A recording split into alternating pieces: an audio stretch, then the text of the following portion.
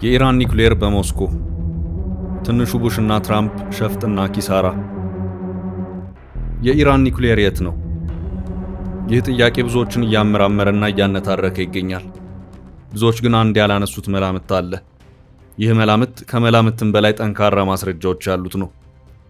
አሜሪካ የቦምብ ጣይ ጀቶቿን ወደ ኢራን ልካ የኒውክሌር ማብላያ ሳይቶቹን ካፈነዳችበት ቀን በፊት የተገኙ የሳተላይት ምስሎች የሚያሳዩት በሳይቶቹ አካባቢ ያልተለመደ አይነት እንቅስቃሴ እንደነበር ነው። በርካታ ከባድ የጭነት መኪናዎች አካባቢው ላይ ውር ውር ሲሉ ይታይ ነበር። ከዚያም በኋላ ኢራን መዘዙ እንደሚመጣ ቀድማ በማውቋ የበለጸገውን የዩራኒየም ንጥረ ነገር ወደ ሌላ ልዩ ስፍራ አዘዋውራ እንደነበር ባለስልጣናቱ በሰጡት መግለጫ አረጋግጠው ነበር። እዚህ ጋር ከሚነሱ ጥያቄዎች መሃል ታዲያ አሜሪካ ቦምብ ጣይ ጀቶቿን ልካ ጥቃት ከማድረሷ በፊት ኒውክሌሩን አገኘዋለሁ በሚል ልበ ሙሉነት ነው ወይ የሚለው ዋነኛው ነው። በሳተላይት ምስሎችና ሌሎች ጥልቅ የስለላ መረጃዎች የሚታገዙት አሜሪካውያኑ ኢራን በሰሞነኛው የፖለቲካ ግለት ምክንያት ቅድመ ጥንቃቄ ለመውሰድ ስትል የበለጸገውን ዩራኒየም ቦታ እንደምትቀይርለት የሚጠፋቸው አይሆንም። እና ታዲያ ጥቃቱ ምንን ያሰበ ነው? መሰረተ ልማቱን ማጥቃትና ፕሮጀክቱ እንዲጓተት ማድረግ አንደኛው ግቡ ሲሆን፣ በሌላ በኩል ደግሞ የጦርነት ልማድ በሚያስገድደው መልኩ ፈርጠም ያለ መልእክት ለማስተላለፍ ያሰበም ይመስላል። ይህን የሚያረጋግጠውም ኢራን በምላሹ ኳታር የሚገኘው የአሜሪካ የጦር መንደር ላይ ጥቃት ከመፈጸሟ በፊት ልተኩስ ነው ተዘጋጅ ብላ ለአሜሪካ ማስጠንቀቂያ መስጠቷ ነው። ይህ እንግዲህ የተለመደ የጦር ስትራቴጂ ነው። ከዚህ በተጨማሪ ጥቃቱ በተፈጸመ ማግስት ዓለም አቀፉ የአቶሚክ ኢነርጂ ተቋም ባወጣው በሳተላይት ምስል የተደገፈ መረጃ ከጥቃቱ ቀን አስቀድሞ በኢራን የኒውክሌር ማብላያ ሳይቶች አካባቢ ከባድ የጭነት መኪናዎች እንቅስቃሴ መኖሩንና ይህም ኢራን ቀድማ ዩራኒየሟን ሳታዘዋውር እንዳልቀረች የሚያረጋግጥ መሆኑን ገልጿል። ስለዚህ አሜሪካም የኢራን ኒውክሌር ሳይቶችን በምድር ሰርሳሪ ቦምቦች ስታደበይ ኢራን ቀድማ ዋናውን ሀብት ማዘዋወሯን አረጋግጣ ሳይሆን እንደማይቀር የብዙዎች ግምት ሆኗል። ስለዚህ ጉዳዩ ኒውክሌሩ የት ነው ያለው ወደሚለው የመጨረሻ ወሳኝ ጉዳይ መልሰናል። ሩሲያ ውስጥ ነው የሚል ጠንካራ ማረጋገጫ አለ። ይህን ሐሳብ የሚያጠናክር አንድ ምሳሌ አለ። እንደ አውሮፓውያኑ አቆጣጠር ዲሴምበር 15 ከ10 ዓመታት በፊት ገደማ በሩሲያ ካርጎ ከሞላ ጎደል ሁሉንም የኢራን በደንብ ያልበለጸገ ዩራኒየም ክምችት ከሀገሪቱ አስወጥተው ወደ ሩሲያ አሽሽተው ነበር። ያ ዘመቻ በይፋ በአሜሪካ የወቅቱ የስቴት ሴክሬታሪ ጆን ኬሪ የተረጋገጠ ሲሆን የሩሲያው ሮሶቶም ወይም የሩሲያ ሲቪል ኒውክሌር ተቋምም አሁን ኒውክሌሩ እኔ ጋር ነው ሲል ምስክርነቱን የሰጠበት ነበር። ኢራን እስካሁን ከአጋሯ ሩሲያ ተመሳሳይ ውለታ ተደርጎላት እንደሆነ በይፋ ያለችው ነገር ባይኖርም አስፈላጊው ጥንቃቄ ከተደረገለት አሁን ላይ የተሟላ የኒውክሌር ቦምብ ለማዘጋጀት ከሚያስፈልገው የ90% ጥራት 60% ላይ የደረሰውን ዩራኒየም ማዞር የማይቻልበት ምንም አይነት ምክንያት እንደሌለ ይገለጻል። ስለዚህ ይህ እውነት ሆኖ ከተገኘ ብዙዎች ኢራን በዚያ አጣብቂኝ ወቅት ከአጋሮቿ ሩሲያና ቻይና ምንም ድጋፍ ሳታገኝ መቅረቷ የሚያስተዛዝብ ነው በሚል የሚያቀርቡት ሐሳብ ውድቅ ሊሆን የሚችልበት አንድ ጉዳይ ይሆናል። ከዛ በተጨማሪ ኢራን በተለይ በቅርብ ጊዜ ከሩሲያ ጋር ጥብቅ የሆኑ የጋራ ደህንነትን ለመከላከል የጦር ትብብር ስምምነት የፈረመች መሆኑ የሚታወስ ሲሆን ሩሲያ በዚህኛው ጦርነት ላይም ተሳትፏን በህቡ ደረጃ ስትከውን እንደነበር የሚያስረዳ ይሆናል። እንዲሁም ሩሲያ ድምጿ ጠፋ ተብላ እየታማች በነበረበት ሰሞን በውጭ ጉዳይ ባለስልጣኗ እና የቀድሞ የሩሲያ ፕሬዝዳንት ዲሚትሪ ሜድቬዴቭ ቃል አቀባይነት ሩሲያ አስፈላጊ ሆኖ ካገኘችው ለእነ አሜሪካ መውጊያነት ኒውክሌሯን ለኢራን እንደምትሰጥ ሁሉ በግልጽ የተናገሩበትን ሩሲያ ለኢራን አገዛዝ ያላትን ድጋፍ መታዘብ ይቻላል።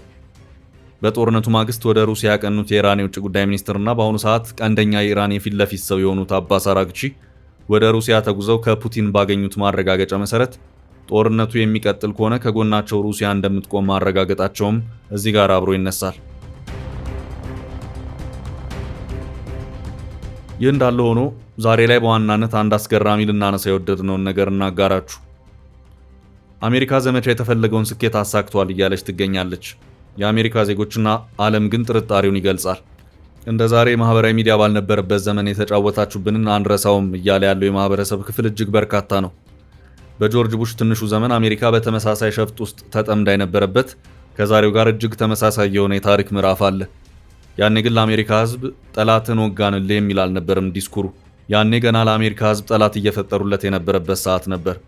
ጠላት ሲፈጥሩ ግን መጀመሪያ ወዳጅ አድርገው ነው። መጀመሪያ ሳዳም ሁሴንን እስከ አፍንጫው አስታጠቁት። ከዚያም አበሰኛዋን ኢራንን ውጋልን አሉት። ያ ብዙዎች የተጨፈጨፉበት ጦርነት ባልበገሬዋ ኢራን የበላይነት ቢጠናቀቅም ብዙዎች በሁለቱም ወገን ሲወድቁ በፎርፌ ያለቀ ተብሎ ተወራ። ከአሜሪካዎች ጋር የማያዛልቅ ወዳጅነት የጀመረው ሳዳም ሁሴን ከሁሉ ኃያል ነኝ ማለት ይዳዳው በጀመረ ማግስት የአሜሪካ የኒውዮርክ መንትያ ህንጻዎች በአሸባሪዎች ጥቃት ይደርስበታል። መላው አሜሪካ ይሸበራል። የዓለምን ስልጣን ተቆጣጥራ ማስተዳደር ከጀመረች ገና ጥቂት አስርት ዓመታትን ብቻ የዘለቀችው አሜሪካ ስልጣንን አጣጥማ ሳትጨርስ የሚገዳደሯት መፈልፈል ጀምረዋል። ስለዚህ ባለስልጣኖቹ አሜሪካ ከአሜሪካ መሬት አልፋ ቀሪውንም ዓለም ካልያዘች እንደማያዛልቅ ያምናሉ። ስለዚህም የዴሞክራሲ ጭንብሏን ሳታወልቅ የህዝቦቿን ይሉኝታ በልታ ወረራ መፈጸም ስትችል ነው። ይህን ለማድረግ ደግሞ መጀመሪያ ጠላት መግዛት አለባቸው። ስለዚህ ሳዳም ሁሴንን ጠላት አደረጉት።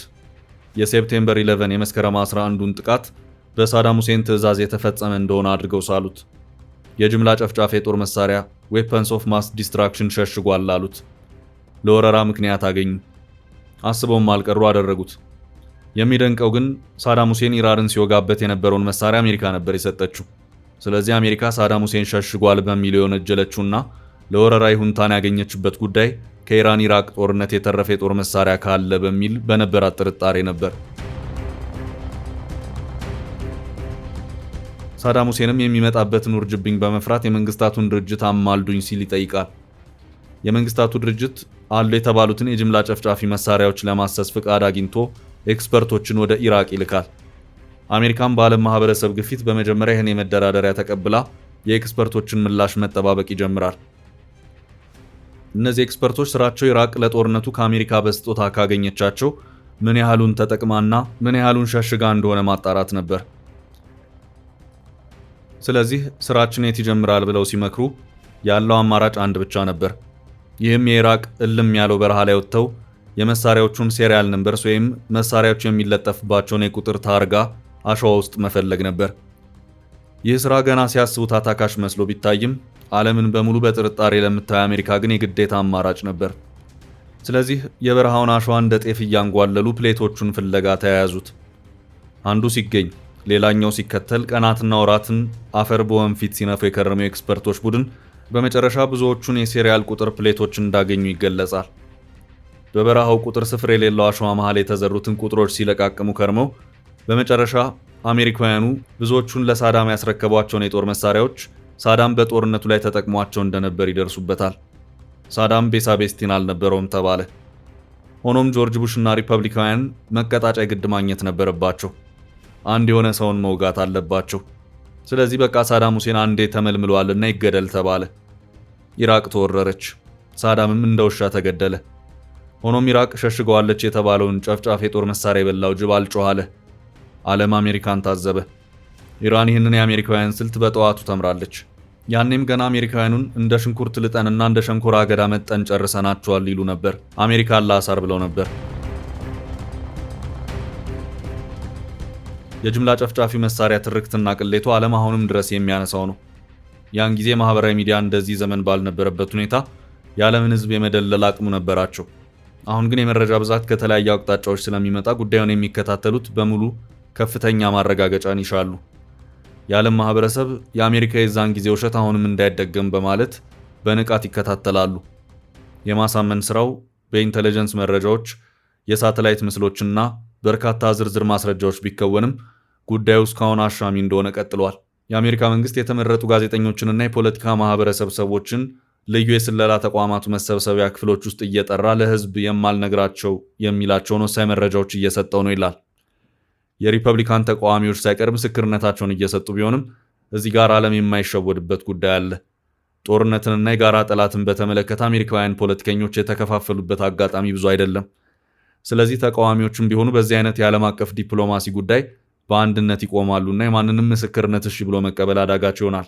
ጠላትን ወጋውልህ አወደምኩልህ ብለው ሲናገሩ አዎ እውነት ነው ወግቶልሃል ብለው ምስክርነት የሚሰጡ ተከፋይ ሎቢስቶችም በርካቶች ናቸው።